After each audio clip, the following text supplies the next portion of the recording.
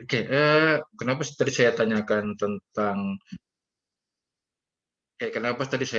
tentang PPh 4 ayat 2? Karena terutang kalau terjadi transaksi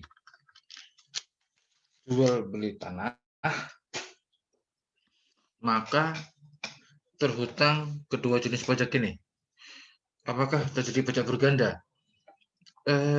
Ada dua pajak, tapi subjek pajaknya berbeda. Oke, saya ambilkan contoh seperti ini ya. Ini saya contoh jual beli tanah. Ini penjual, ini pembeli. Ya. Penjual menerima aliran uang, uangnya ke sini kan, berarti dia menerima penghasilan, maka terutang PPh 4 ayat 2 final. Nanti di PP 29 terakhir. Ya. Kalau pembeli, oke. Pembeli biasanya terutang apa? PPN kan? Oke, mungkin terutang PPN. Kita lihat dia belinya dari mana. Kalau beli dari PKP, tanah dari PKP, mungkin terhutang PPN. Kalau terutang beli tanah dari PKP, mungkin terhutang PPN. Ya.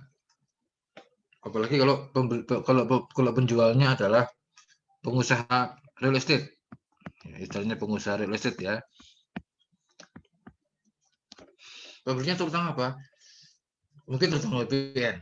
Kedua adalah terutang BPHTB. Nah, BPHTB ini apa? Coba lihat kepanjangannya. Yaitu peralihan hak.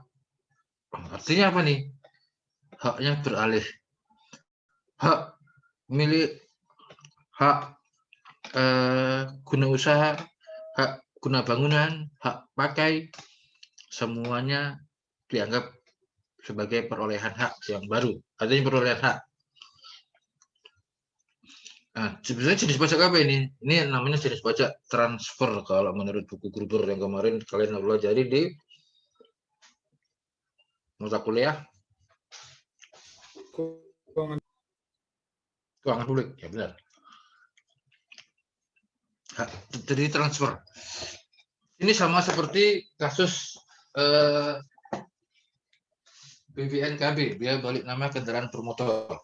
Ya, ingat ini adalah kalau terjadi kepemilikan hak atas perpindahan hak atas suatu kekayaan.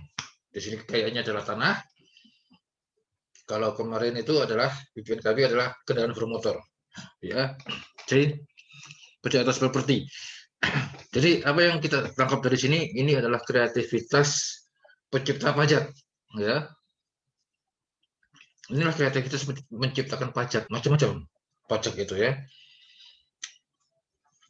Kalau perlu misalnya merokok, pajaknya banyak kan.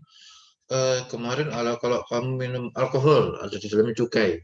Kalau di luar negeri seperti itu juga, kadang-kadang mengkonsumsi gula atau minuman bersoda juga terhutang cukai. Ya, berarti macam-macam, tergantung kreativitas, tergantung tujuannya. Oke. Kalau BPHTB tujuannya jelas, yaitu BPHTB tujuannya jelas yaitu untuk pendapatan daerah. Undang-Undang 28 tahun 2009 Undang-Undang Pusat Daerah. Ya.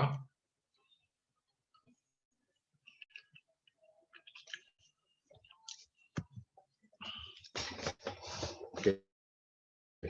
Undang-Undang Pajak Daerah artinya untuk pendapatan daerah, terutama pendapatan untuk kabupaten kota. Dan ini ternyata kontribusinya sangat besar, terutama untuk kota-kota yang sudah maju, artinya banyak jual beli tanah, banyak penduduknya dan sebagainya, tempat tinggal penduduk banyak, biasanya menjadi objek atau sumber penerimaan pajak yang cukup penting bagi daerah, melebihi mungkin pajak hotel, melebihi pajak restoran, melebihi pajak yang lain-lainnya. Jadi mengapa saya terakhirkan PBB dan PDRD ini, karena dua jenis pajak ini merupakan pajak yang merupakan andalan daerah PBB dan PPHTB. Nah, sekarang kita lihat berlaku 2010 ya. Sejak 1 Januari 2011 menjadi hak daerah ya. Undang-Undang 2009 berlaku 1 Januari 2010 dan dialihkan sebagai daerah untuk tahun 2011. Sebelumnya ini hak pemerintah pusat. Ya, sebelumnya pemerintah pusat yang menghandle PPHTB, sekarang diserahkan ke daerah. Oke. Kita akan mempelajari tentang 6 hal, yaitu objek, oke. Karena ini pajak objektif sehingga kita jelaskan dulu objek-objeknya. Setelah itu subjek dan wajib pajak ya.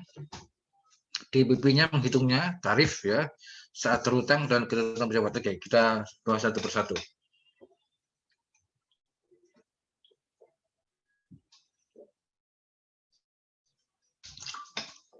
Oke, kita bahas satu persatu. Oke, objeknya adalah perolehan hak atas tanah dan atau bangunan. Haknya tadi apa aja? Pasal 85 mengandung hak milik, ada hak guna usaha, ada hak guna bangunan, ada hak pakai, ada hak milik, dan ada hak pengelolaan. Macam-macam ya, bukan sekedar hak milik.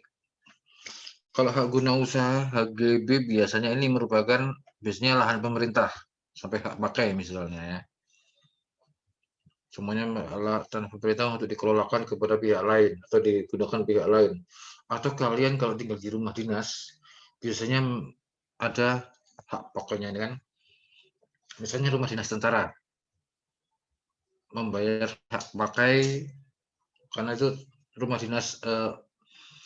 dinas milik suatu instansi, misalnya milik angkatan udara atau milik apa, menggunakan hak pakainya sampai berapa tahun, misalnya sampai pensiun misalnya. Ya. Harusnya sih sampai pensiun harusnya itu, ya. Rumah dinas itu harusnya sampai pensiun. Begitu pensiun dia harus keluar harusnya, sudah tidak digunakan lagi hak pakainya.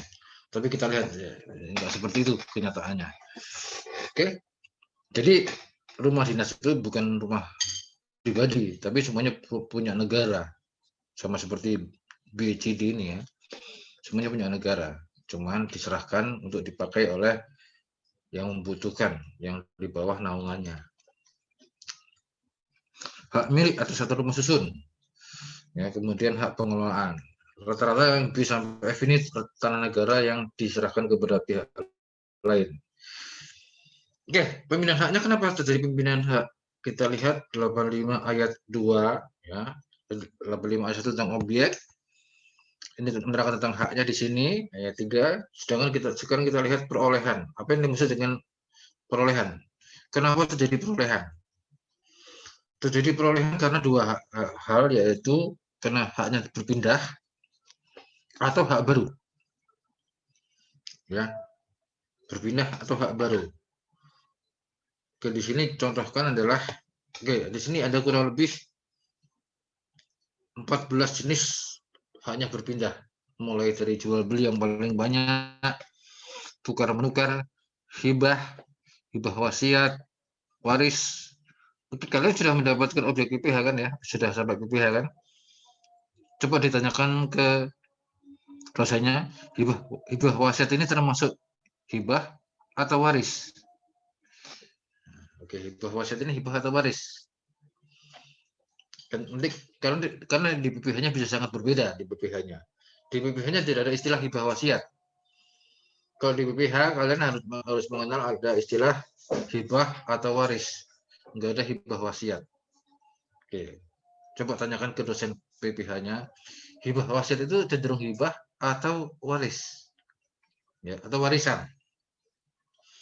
Oke, pemasukan dalam periode misalnya kayak suatu PT ada store-nya bukan dalam bentuk uang, tapi store-nya dalam bentuk tanah dan atau bangunan.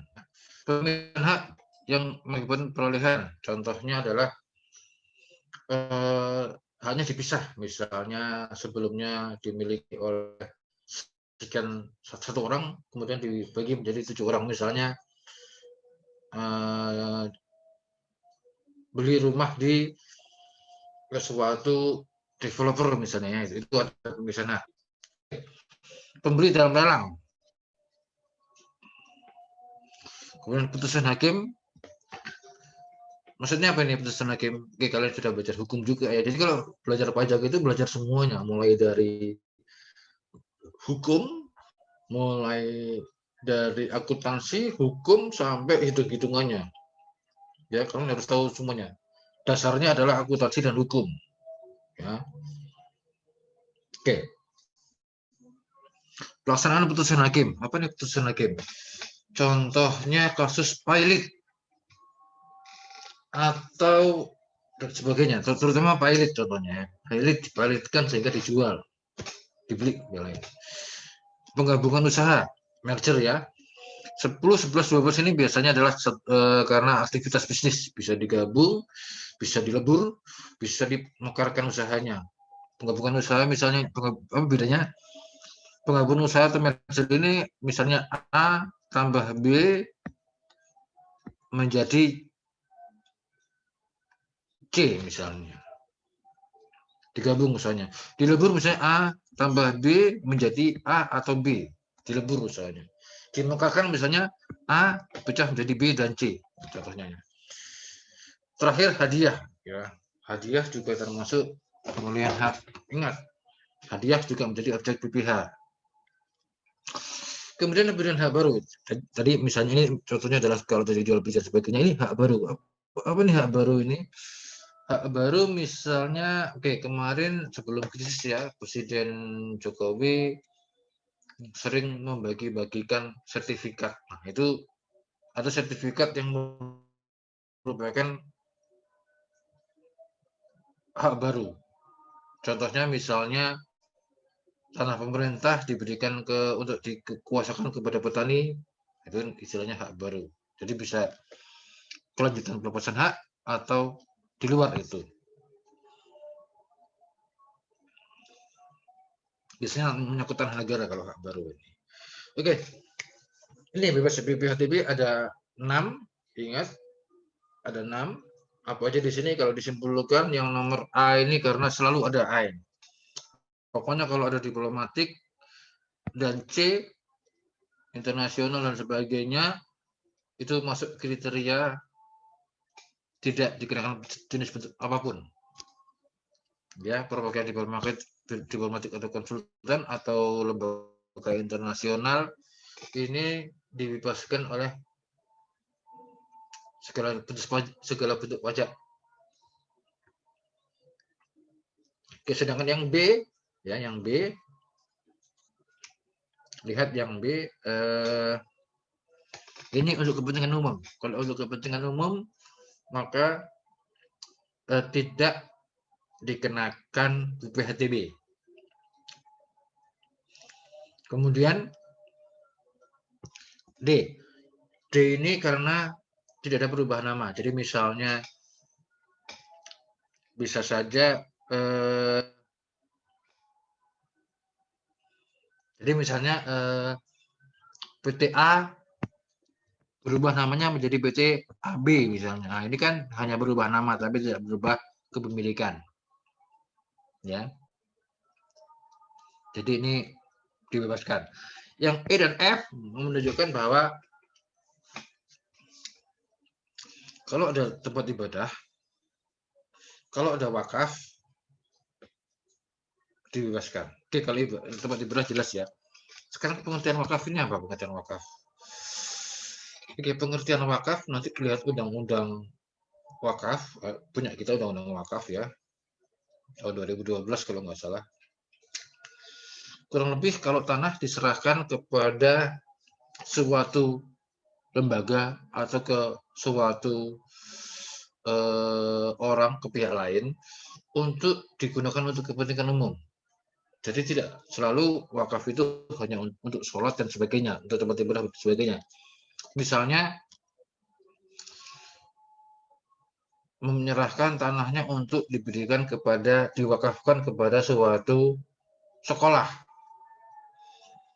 kan digunakan untuk kepentingan umum. atau tanahnya diwakafkan untuk termasuk misalnya wakaf itu untuk wakafnya nanti dibisniskan. Contohnya adalah misalnya menyerahkan gedung, itu gedungnya disewakan ke pihak lain. Itu termasuk juga wakaf. Ya. Jadi wakaf itu nanti lihat undang-undang wakaf ya. Definisi seperti itu definisinya.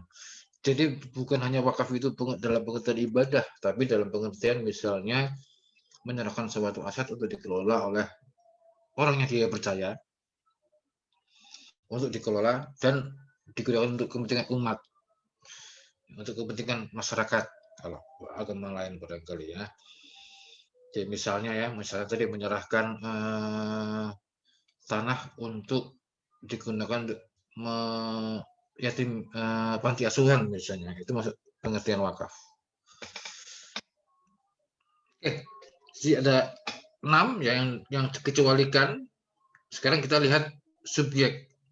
Oke. Subjek dan wajib pajaknya adalah orang yang sama. Ya, yaitu orang atau badan ya, orang atau badan yang memperoleh hak. Jadi subjek pajaknya dan wajib pajaknya adalah orang yang sama atau pihak yang sama. Jadi tidak bisa dilimpahkan kepada pihak lain. Ini penting karena nanti ketika transaksi ya, ketika ada soal, Anda harus detail membaca siapa ini yang membeli, siapa yang menjual ya. Oke, DPP-nya. Lihat ini. Oke. DPP-nya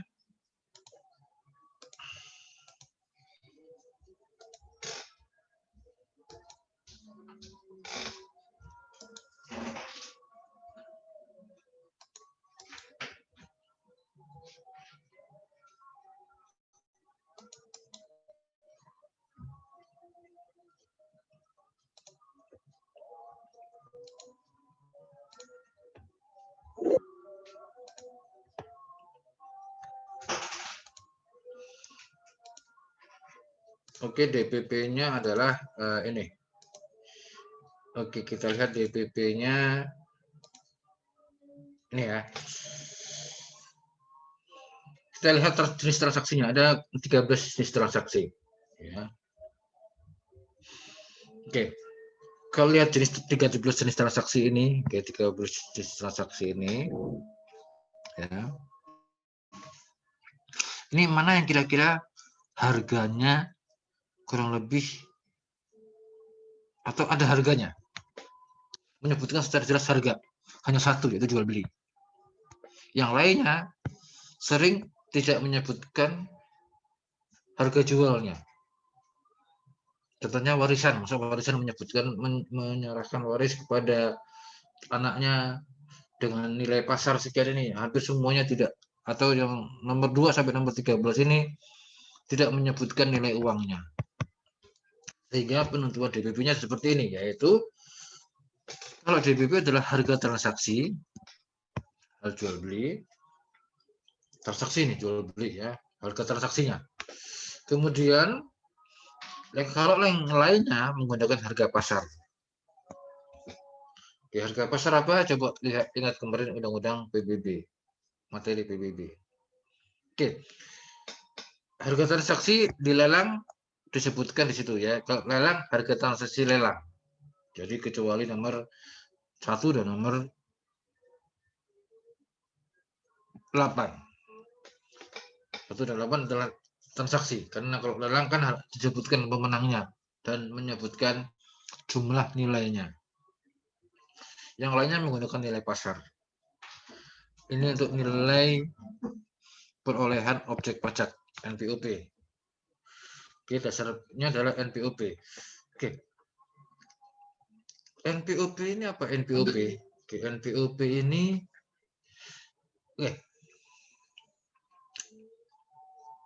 Oke. Jadi gini. NPOP ini digunakan untuk menentukan jumlah pajak. Jadi jumlah pajak adalah NPOP dikurangi dengan istilahnya nanti ini untuk menentukan berapa jumlah pajaknya. Oke. Kalau menentukan jumlah pajak dari NPOP, apa yang terjadi kemudian? Jadi kalian harus bayar, misalnya kalian belanja di sewaktu beli nasi goreng lah. Tiba-tiba ada orang pajak di situ, pajak daerah ya. Sebelumnya nggak kena pajak, terus orang pajaknya bilang ini terhutang pajak 10%. Apa yang kemudian yang terjadi? Karena setiap orang ingin mengecilkan nilai saham, nilai pajak, maka yang terjadi adalah NPWP ini diusahakan sekecil mungkin. Ya, diusahakan sekecil mungkin. Oke. Diusahakan sekecil mungkin untuk menghindari pajak. Seperti kemarin contoh kasus kendaraan bermotor. Malah kendaraan bermotor lebih parah lagi, tidak mengaku misalnya. Ini apakah sering tidak mengaku? Sering. Tanah ini. Atau mungkin tidak mengaku penjualan tanah. Beda dengan motor ya. Kalau motor kan lah jual beli tapi tidak membalik namakan misalnya. Oke, ini sama dibalik namakan. Mengecil-kecilkan sehingga menggunakan acuan baru di sini pasal 87 ayat 3 yaitu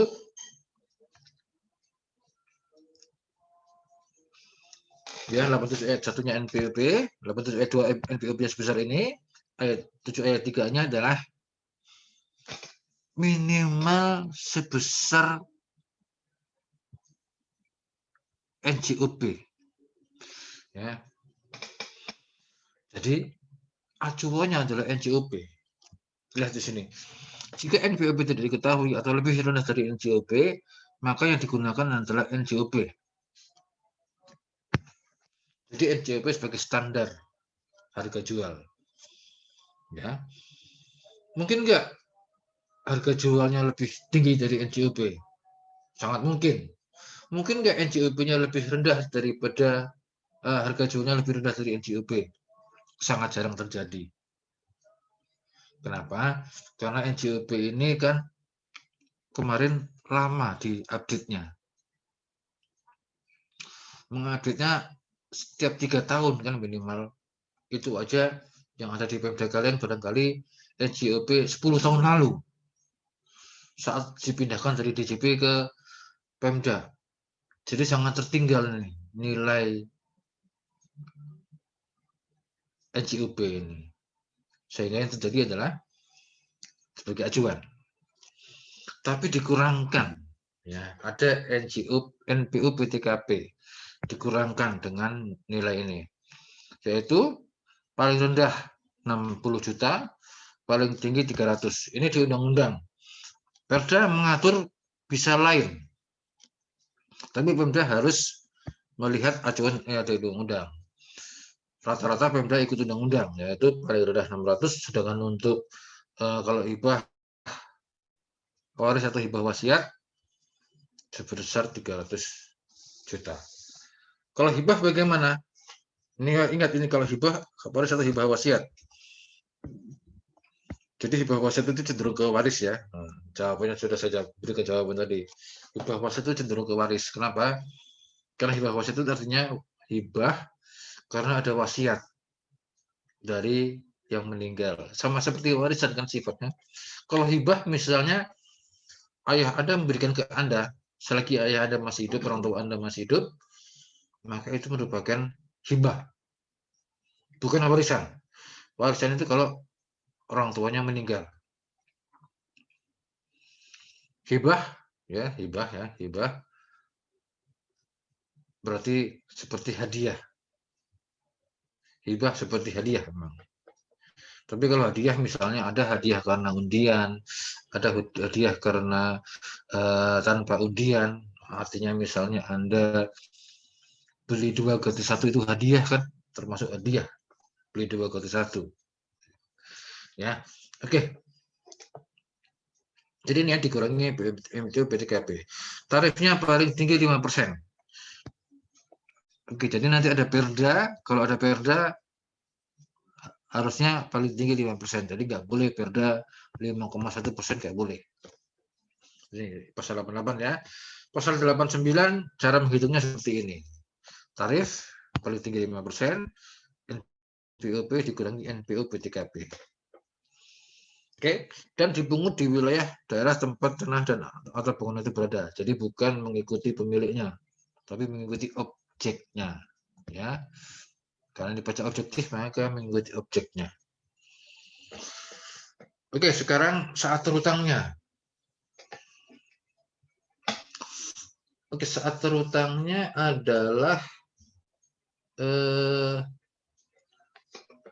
saat tanggal dibuat akte kalau untuk jenis transaksi seperti ini. Jual beli, tukar menukar, hibah, wasiat dan lain-lainnya dibuat akte. Sejak tanggal pendaftaran kalau untuk kasus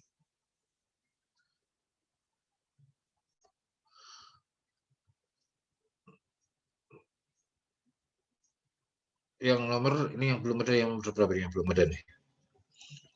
Oke, 1 2 3 4 5 6 7 8 9 10 ya, 10 ya. Berarti tinggal 3 yang belum.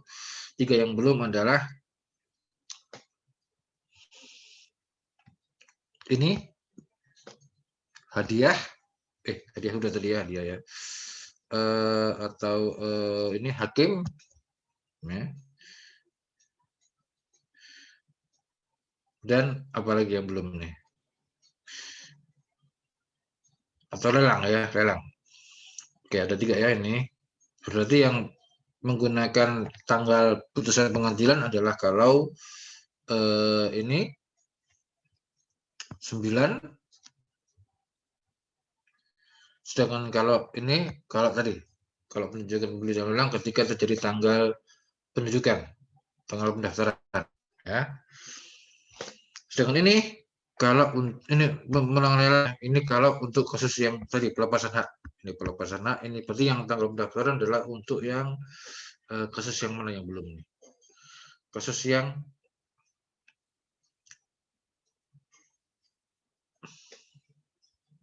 pemisahan hak berarti ya, pemisahan hak dalam lelang ya. Oke, dan Anda ikutin aja 2 pasal ini. Jadi objeknya ini pembinaan hak seperti ini, tanggalnya kapan saat terutangnya, ngikutin ini. Jadi ada 3 yang belum tadi. Seperti ini adalah tadi tanggal ditetapkan, ini tanggal penunjukan lelang, ini adalah tanggal pendaftaran. Ya. Pendaftarannya kemana? Pendaftaran ke Badan Pertanahan Nasional BPN. Ya. Oke. Sekarang kita lihat tanggal dibuat dan dengan akte. Oke, sekarang kita lihat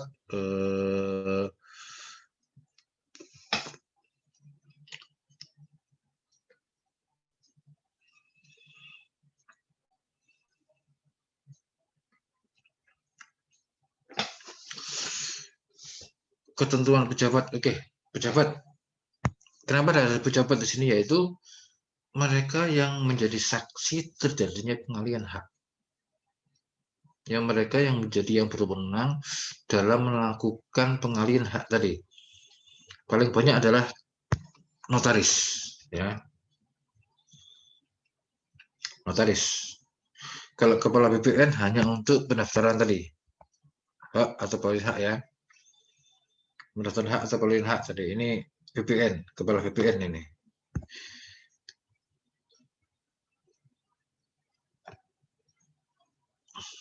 Tujuh dan tadi 2 tadi. Nah, sedangkan ini kalau lelang kepala kantor lelang negara, kantor pelayanan lelang negara KPLN. Nah, rata-rata yang ini adalah pegawai pemerintah atau official sehingga lebih mudah ditangkap, lebih mudah bukan ditangkap orangnya ya, tapi di capture pajaknya, artinya lebih mudah dikontrol. Nah, notaris ini dilibatkan sebagai pihak ketiga untuk menangkap setiap ada potensi perpajakan atas PPHTB ini, sehingga melibatkan notaris. PPHT atau notaris, pejabat pembuat akte tanah atau notaris. Melibatkan mereka. Di mana melibatkannya? Yaitu ketika mereka membuat akte, dipastikan bahwa wajib pajaknya sudah membayar pajak. Jadi mereka itu membuat akte kalau sudah ada pembayaran BPHTB, termasuk juga BPH,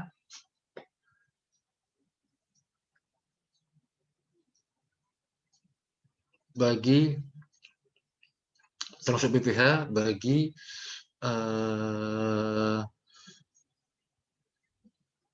saat pembuatan akte jual beli, akte waris, akte hibah dan sebagainya. Jadi ini kan semuanya haknya kan beralih. Buktinya apa? Buktinya adalah akte. Nah, akte dibuat oleh notaris atau PPAT, pejabat pembuat akte tanah. Nah, mereka ini dilibatkan dalam pengumpulan pajaknya, termasuk BPHTB dan BPH final. Ya, oke.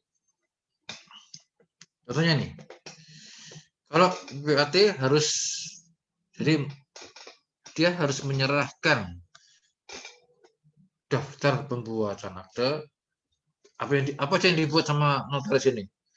Dia harus melaporkannya kepada Perda. Kapan dilaporkannya? 10 bulan berikutnya kepada kepala daerah, atau di sini kepada Bapenda, kepada bupati, atau lewat Bapenda ya, lewat kepala kantor penerimaan pajak di masing-masing kabupaten kota. Ya, oke. Apakah PPATK ini menjadi subjek pajak? Tidak, mereka hanya diharuskan untuk kalau ada transaksi mereka lapor. Kenapa? Untuk memastikan pajaknya sudah terbayar, itu aja. Jadi melibatkan akte PPAT atau notaris untuk mengkompil pajaknya. Apakah akte notaris ini bertanggung jawab? Bertanggung jawab secara administrasi. Sehingga mereka hanya dikenakan sanksi administrasi kalau tidak melakukan hal ini, yaitu sanksinya sebesar 7,5 juta untuk setiap pelanggaran, dan kalau nggak lapor denda 250.000 untuk setiap laporan. Ya, misalnya apa? Misalnya bulan ini sekarang tanggal 10, bulan Juni kemarin dia akte notaris ini ada sekitar 2-3 jenis transaksi yang dibuat notarisnya. Berapa hukumannya kalau dia nggak melaporkan sama sekali? Berarti ini kali 3, dan pelaporan 1, kan 1 bulan. Ya, 1 bulan 1, berarti 2,5 juta, 250.000 kali 7,5 kali 3. Ingat bahwa sanksi ini berarti sanksi administrasi, artinya negara, undang-undang, bukan negara ya, undang-undang, berarti undang-undang itu berarti negara dan rakyat memerintahkan PPAT notaris ini terlibat dalam pengumpulan pajak untuk kepentingan bersama. Kalau nggak bayar, siapa yang salah? Bukan notarisnya. Ya, ingat, mungkin nggak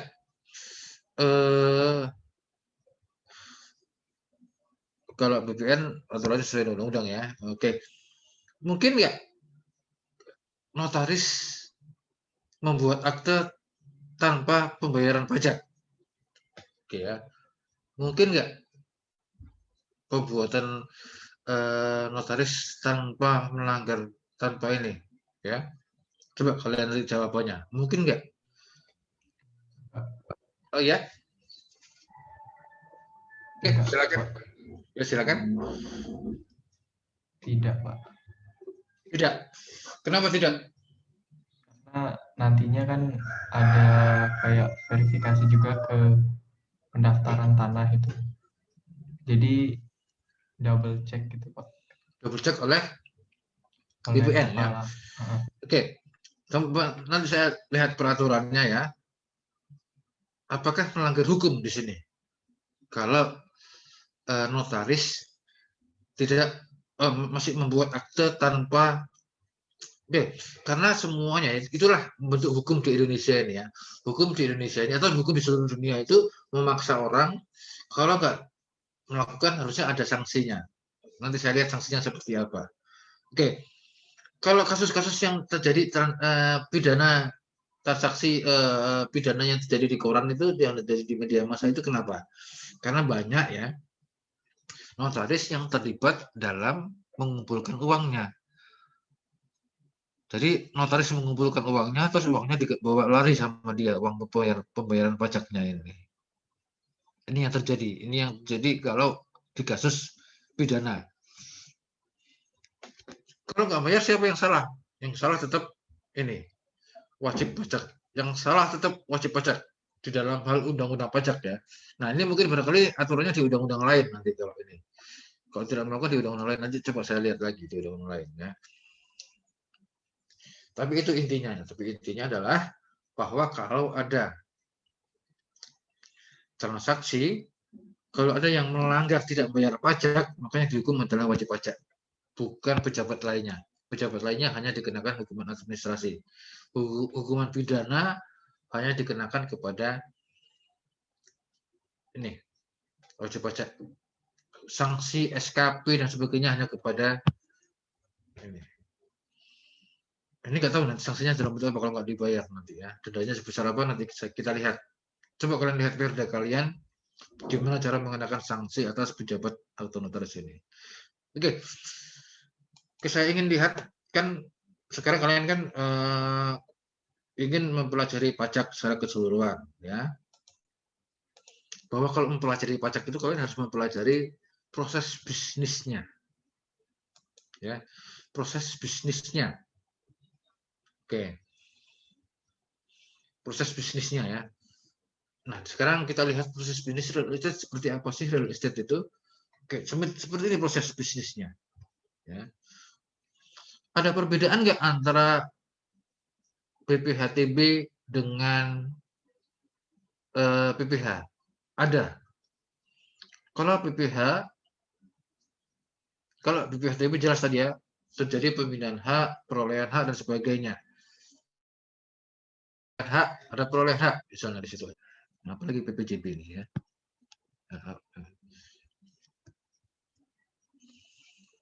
Kita lihat PPJB nomor 4 ini dan nomor 4 ini. Apa di PPJB?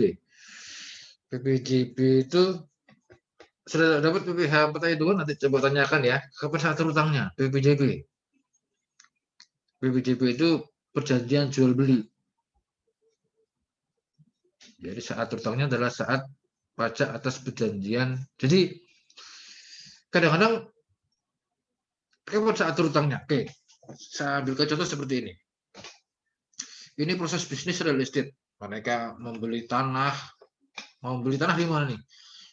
Kita mau bikin perumahan di daerah Kerawang misalnya. Dia persiapkan dulu riset dan sebagainya. Beli lahannya. Set plan awal. Awalnya seperti apa modelnya seperti di kampus itu mau dibikin apa. Dan baru perizinan. Setelah itu set plan akhir setelah mendapatkan izin. Setelah mendapatkan izin, kemudian desain baik awal. Setelah itu mendapatkan hutang dari bank,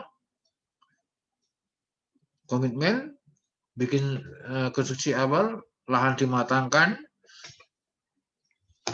prasarana dasar misalnya jalan dan sebagainya.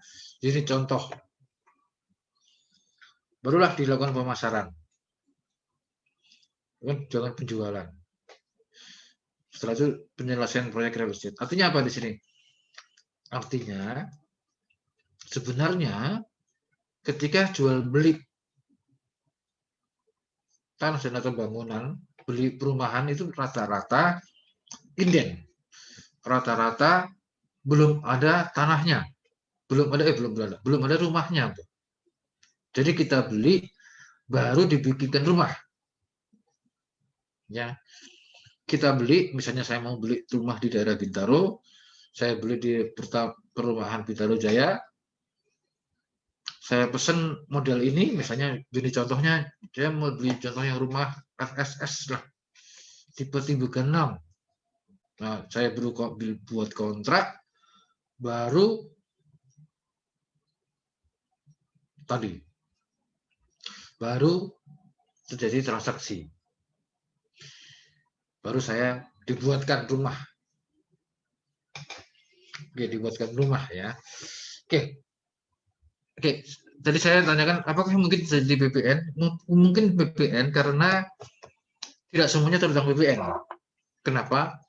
Kalau saya beli lahan dari orang Betawi, kan bukan PKB, maka mungkin tidak terutang BPN. Karena yang jual bukan pengusaha. Ingat, mata kuliah BPN. Yang jual harus pengusaha. Istilahnya pengusaha kena pajak. Omsetnya 4,8 sekian. Sehingga terutang BPN kalau saya misalnya membeli lahan dari real estate karena tanahnya sudah dimatangkan, sudah dibuat jalan dan sebagainya. Ya, jadi ini proses bisnisnya seperti ini. Nah, sekarang kapan saat terutangnya nih BPH di prakteknya? Orang jual beli tanah itu macam-macam. Ada yang tunai, langsung cash keras, jual 1 miliar langsung disediain rumah, langsung ada rumahnya, sehingga langsung dikasih rumahnya, uangnya dikasih 1 miliar. Kemudian ada tunai bertahap. Jadi misalnya harganya 1,2 miliar, saya membayar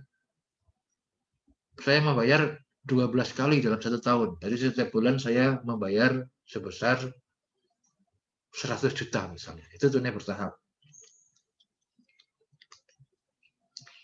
Yang paling banyak adalah KPR atau KPA.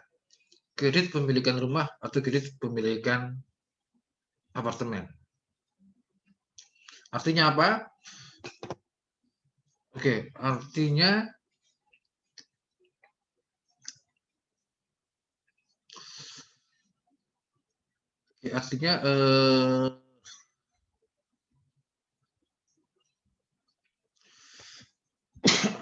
artinya kalau saya beli dari KPR, jadi misalnya harganya 1,5 miliar, saya nggak punya uang kan, tabungan saya cuma 50 juta,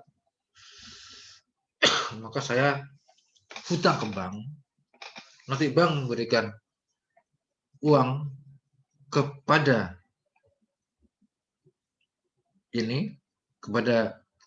real estate, dan berikutnya adalah saya yang berhutang ke bank, tapi rumah saya miliki. Pembayaran berikutnya adalah saya hutang ke bank, bukan saya hutang ke developer. Jadi ada 3 bentuk ini ya. Oke, bentuk pertama tunai. Kalau tunai ada booking fee, dibayar 1 juta, uang muka, harganya 1 miliar, uang mukanya 1 juta.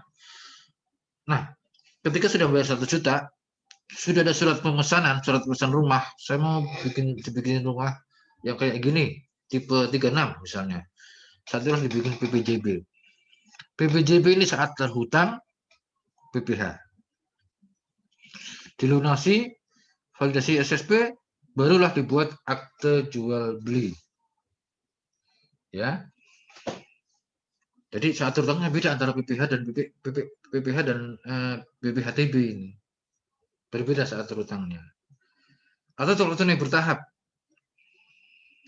Oke, intinya kalau PPH, begitu saya memesan tanah atau bangunan, begitu saya deal, bayar uang muka, dibuatkan SPK, surat perintah kerja atau surat perintah pemesanan SPU di sini, saat itulah terhutang PPJB. Kapan aktenya? Aktenya nanti kalau sudah tanahnya sudah jadi misalnya, rumahnya sudah jadi. Jadi orang beli rumah itu rata-rata sudah lunas dulu baru dibuat rumahnya. Bukan, atau rata-rata ya, memang ada beberapa yang rumahnya sudah jadi baru terjual kemudian cash and go. Itu ada tapi sangat jarang.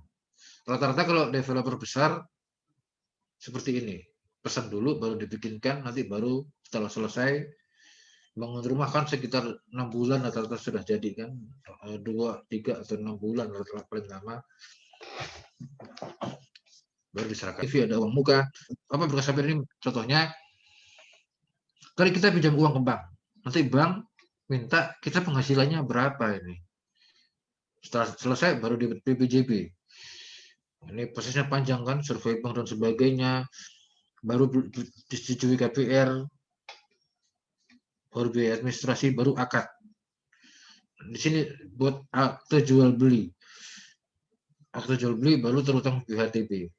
Intinya yang saya terapkan di sini adalah saat PPH dan saat terutang PPH dan saat terutang PPHTB sangat mungkin berbeda kalau penjualannya dilakukan melalui perusahaan real estate. Ya. Ini saat terutang PPN. Saat terutang PPN kapan lagi nih? Oke, saat terutang PPN uang muka sudah harus bikin. Saat angsuran terbit notar pajak. Saat ini, misalnya kalau ini saat terutang PPN adalah saat uang muka, karena mana yang lebih dulu antara pembayaran dan penyerahan dan saat penyerahan. Ya, jadi meskipun uangnya ini berarti penyerahan kuncinya masih lama ini kadang-kadang. Jadi saat terutangnya itu sudah awal nih. Ya, sudah awal sekali. Oke. Oke, nanti saya berikan ini tambahan bahan yang saya berikan. Intinya adalah Anda kalau ingin mengetahui pajak, Anda harus mengetahui benar jenis transaksinya seperti apa. Terus kapan saat terutangnya? Kadang-kadang saat PPH dan saat PPHTB sangat berbeda. Oke, sudah berapa menit ini? Sudah waktu tinggal 35 menit lagi. Zoom-nya saya cukupkan sekian. Kita akan diskusi lewat WA Group kalau ada pertanyaan. Kalau nggak ada pertanyaan, saya akan mengulang pertanyaan PBB yang belum terjawab semuanya minggu kemarin ya. Oke. Minggu depan siap-siap kuis ya, siap-siap kuis. Saya belum selesai memeriksa tugas kalian, memeriksa tugas dan merekap. Moga-moga nanti bisa selesai ya minggu depan, karena saya masih disibukkan dengan menilai KTTA ya. Nanti saya akan share semuanya. Minggu depan siap-siap saja kuis PBB dan PPHTB. Ya, oke. Saya cukupkan sekian. Kita ketemu lagi minggu depan. Setelah ini kita diskusi lewat WA Group. Oke. Sampai di sini. Assalamualaikum warahmatullahi wabarakatuh.